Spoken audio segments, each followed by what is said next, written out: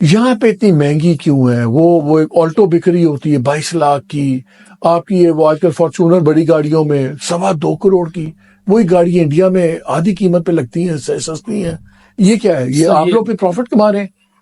Sir अल्लाह करते इतना profit होता हमारा तो शायद क्या बात थी। लेकिन सर देखें बात क्या है, फॉर्च्यूनर की ऑन रोड प्राइस आज है 2 करोड़ 20 लाख, 2 करोड़ 20 लाख की ऑन रोड प्राइस है after giving your 231B registration taxes वगैरह।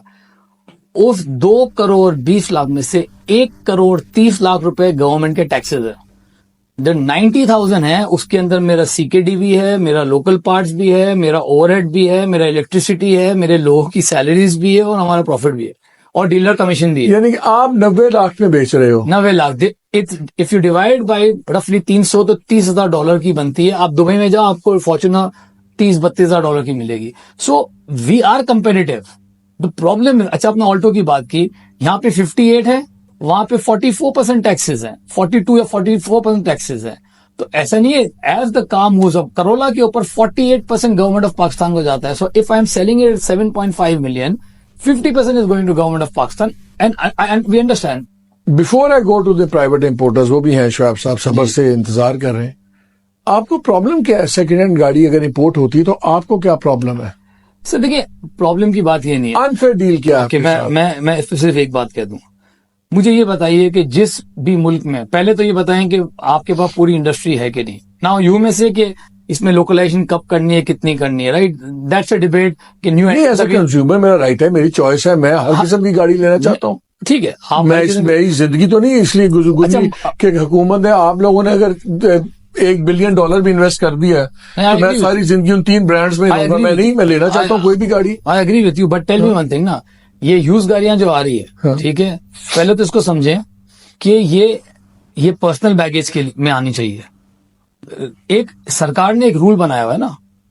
आज अगर मैं तो कहता हूं अगर सरकार ने ये रूल, उसमें बाद में आते हैं। हाँ, पहले मुझे बताएं, अगर एक यूज गाड़ी आती है और आपकी भी गाड़ी है, दोनों क्वालिटी की गाड़ी है, तो आपको कोई अनफेयर ट्रीटमेंट क्या है? उस पे आए पहले आप। बात यह है कि इन यूज गाड़ियों पे जो है गवर्नमेंट ने टैक्सेशन में सब्सिडीज दी हुई है, and I tell you how. I give you examples.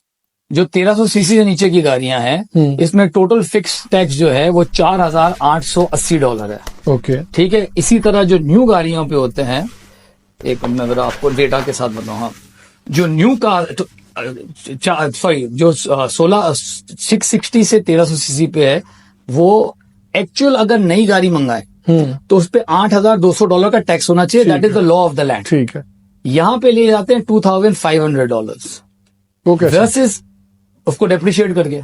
Okay, ठीक है। Law of the land is कि ठीक है आप यूज गाड़ी मंगवा रहे हो फॉर पर्सनल बैगेज, जो यहाँ कमर्शियली हो रहे हो वो तो एक अलग चीज है। लॉ ऑफ द लैंड ये है कि अगर आप नई गाड़ी मंगवाते हैं तो इतने टैक्सेस होते हैं और उसको फिर डेप्रिशिएट करते हैं, वो 36% करें या 60% करें। ये $2,500 को ऑलरेडी इसकी फिक्स ड्यूटी करके कम रखा गया है। तो अच्छा, आप यूज गाड़ी मंगाओ जिसके ऊपर कोई एम्प्लॉयमेंट नहीं है, यहां पे 2.5 मिलियन फैमिलीज की एम्प्लॉयमेंट है। यहां पे आप जो लोकल गाड़ी है उस पर $2,700 लेते हैं। अब मुझे एक चीज बताएं, जो 1500 से 1700 1800 की गाड़ी है, इसमें अगर आप नई गाड़ी मंगवाए तो $19,500 की ड्यूटी बनती है। यूज से लिए जाते हैं $5,800। वही गाड़ी पाकिस्तान में बनाओ तो उस पर $11,000 के टैक्सेस हैं। दिस इज एक्चुअली इसको ये किया। इसी तरह आप 1300 से 1500 देखें, $15,000 होनी चाहिए ड्यूटी, इनसे लिए जाते हैं 4,800। वही गाड़ी पाकिस्तान में बनाओ $7,200। देखिए वो यूज भी तो है, सेकंड हैंड गाड़ी है। लेकिन सेकंड हैंड गाड़ी यूज मंगवा रहे हैं आप, और नई गाड़ी जिसमें इंडस्ट्री लगी है, जिसमें एम्प्लॉयमेंट है, उससे बात है। और मैं ये नहीं कह रहा हूं कि हमारे टैक्सेस कम किए जाएं। अच्छा, दूसरा मैं आपको आप कह रहे हैं कि जो इम्पोर्ट गाड़ी हो रही है जी, उसका गवर्नमेंट सब्सिडी, उसकी टैक्स और आप लोगों का टैक्स बराबर होना चाहिए। बिल्कुल बराबर होना चाहिए, उन पे बढ़ना चाहिए अगर उनको यूज करने। पहले तो हम इस पे ये बात कर ले कि क्या ये गाड़ियां आनी चाहिए कि नहीं। आज अगर एक मुझे बता दे 28,000 गाड़ी अगर जापान से आती है, वरना मुझे बता दे 28,000 लोग रहते हैं जापान में जो पाकिस्तानी ओवरसीज हैं।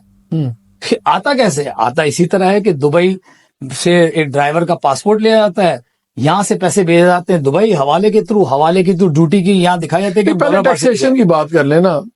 शुएब साहब, आप भी बातें सुन रहे हैं, वो ये कह रहे हैं कि यार हम ये नहीं कह रहे कि हमारे पे टैक्सेस कम करें, हम ये कह रहे हैं कि जब एक गाड़ी बाहर से आती है उस पर भी टैक्सेस उसी रेशो की होती है। जो मैं बात समझ रहा हूं कि जब पाकिस्तान में एक गाड़ी हम लेते हैं, लेट्स से गाड़ी के 2 वर्जन है। एक वर्जन है, एक गाड़ी है जिसके शीशे भी ऑटोमेटिक है, पावर ट्रांसमिशन है और उसके सनरूफ भी है। उसमें तीनों चीजों पे टैक्स लगेगा, हर वो जो एक एड ऑन होगा आइटम।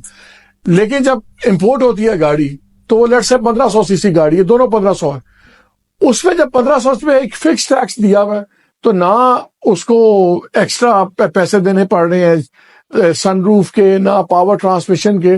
तो ये बड़ी अनफेयर डील है। वो कहते हैं हम ये नहीं कह रहे कि गाड़ी मंगवाएं या ना मंगवाएं, फिर टैक्सेशन एक होनी चाहिए। इसमें बात तो मुझे कोई गलत बात नहीं लग रही शोएब साहब। जी शुक्रिया मालिक साहब, आपने मुझे इनवाइट किया। ये ऐसा स्ट्रेट फॉरवर्ड सी ये नहीं है जी जैसा ये दोनों हज़रात फरमा रहे हैं। सॉरी टू से इसमें यहाँ पे जो एक तो फिगर्स की भी इन्होंने बहुत जो है वो चेंजेस बता रहे हैं, जबकि ऐसा नहीं है। इंपोर्ट के जो फिगर्स हैं इनके वो बहुत डिफरेंट हैं। पर मैं इसको स्ट्रेट आपके जो क्वेश्चन है इस पर आता हूँ। जैसा ये फरमा रहे हैं कि जी ड्यूटीज जो है ना वो कम नहीं जाती हैं, ये मुझे बता दें कि आप सारी बातें छोड़ें, कस्टमर क्यों सेकेंड हैंड गाड़ी को पसंद करता है, वो क्यों लेना चाहता है गाड़ी, वो क्यों ब्रांड न्यू गाड़ी के ऊपर नहीं जाना चाहता, और वो इनको जो चॉइस को ये जो एक एक्सप्लॉयटेशन की गई है, आखिर उसकी वजह क्या है। आखिर इनकी इतनी अच्छी गाड़ियाँ हैं, इतनी सस्ती गाड़ियाँ हैं और इतनी अगर वो पायेदार है तो why not people are buying them, why not वो क्यों अपना लोग सेकेंड हैंड गाड़ी पे जाना चाह रहे हैं। और जहां तक इसकी जो बात कर रहे हैं कि उसमें जो ऑप्शंस है उसका जवाब ये भी तो बात अभी- गलत है। उसका जवाब तो अभी 1000 आया है सीसी के ना, ऊपर देखिए। जितनी गाड़ी है उसकी आईडीपी के ऊपर उसकी प्राइसेस चेंज है। शोएब जी। साहब उसका जवाब तो सीधा है ना कि अगर उसी प्राइस में मैं एक गाड़ी लेता हूं और उसमें 18 फीचर्स हैं, लेकिन मुझे वही 18 फीचर्स वाली गाड़ी उससे सस्ती मिल जाती है, लट से 2000 या 2-4 हज़ार किलोमीटर चली भी, तो जाहिर है मैं भी फिर इंपोर्टेड गाड़ी लूंगा। मुझे तो इकोनॉमिकली फायदेमंद है वो टैक्सेशन का सर मामला है। फीचर्स का खाली मसला नहीं है अब ना। इन्होंने एग्जांपल दिया जो फीचर्स का खाली मेरे लिए मसला बड़ा नहीं है। हैरानी वाली बात थी। अब इन्होंने मुझे एग्जांपल दी कि जो 2.25 करोड़ की फॉर्च्यूनर है टोयोटा की, ये लोग तो 90 लाख में बेच रहे हैं, तो सारा पैसा तो गवर्नमेंट ले रही है टैक्सेस में। देखिए शुरू से जब ये इनकी अगर आप इस पे जाए ना वर्किंग के ऊपर, तो हमने तो कई दफा कहा है कि अपने इनके अकाउंट से ऑडिट तो कराए कि इनकी कॉस्टिंग वाकई ये पड़ रही है जो ये क्लेम कर रहे हैं, ये नहीं होने देते। इसके एक बात। नंबर 2, फिर जब हम इन्हें कहते हैं कि जी आप अपने जो आपके इनवॉइसेस हैं इसको भी चेक करें, तो ये बहुत सी ऐसी मामला है जो कि अभी तक हिडन है। और सबसे बड़ा मसला इसमें सर ये है कि जो गवर्नमेंट, उनका काम है रेगुलेशंस बनाना। गवर्नमेंट जो है ना वो इनको उन्होंने खुली छुट्टी तो दी हुई है पिछले 33-40 सालों से। मुझे पहले एक चीज समझाएं, मुझे पहले